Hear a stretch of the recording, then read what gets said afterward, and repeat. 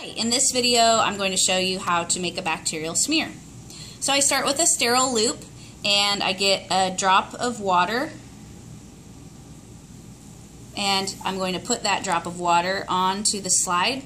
You really don't want more than this little drop, because the more water you have on there, the longer it's going to take your smear to dry. I would have already had a label on here too, and remember that will be bacteria name, initials, date, and group number. Okay, so now I'm going to sterilize my loop, and we do this by slowly counting to 10. And when you look in there, you should definitely be able to see that the loop and the first part of the wire is bright red. And it's pretty hot at this point, so when I reach into the culture tube to get bacteria, I want to make sure I either cool the loop in the auger or that I wait 20 seconds before I touch down.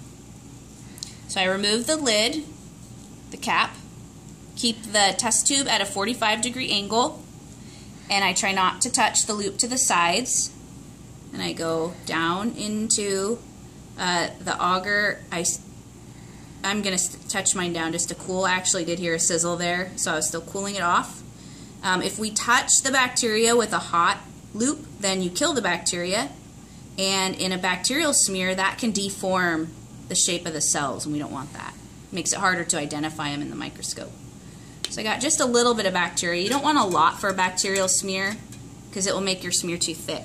So then I turn my loop so it's flat that way, and notice that I just gently swirl. If you look at the length of the loop, you'll notice it's not bent. I'm not pushing very hard. And I'm also not scraping on the glass, and I'm not over mixing either. Although I will say that making a bacterial smear is definitely more of an art than a science. Sometimes I like mine and sometimes I don't, and sometimes I have students that come in and have never taken micro, and they are just really gifted at making perfect smears.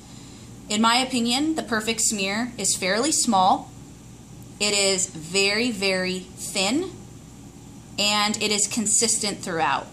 We want it to be consistent so that when we go to stain it, we don't have to wonder, is it really gram positive or gram negative? You don't want half of your slide pink and half of it purple.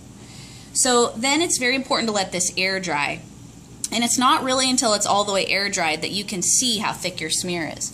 I have one that started drying over here, and you can start to see, I don't know how easy it is to see in a video, that some cloudiness around the edges, and that's where the bacteria is. If we waited about 5 more minutes, you would be able to get a better idea of the thickness or thinness.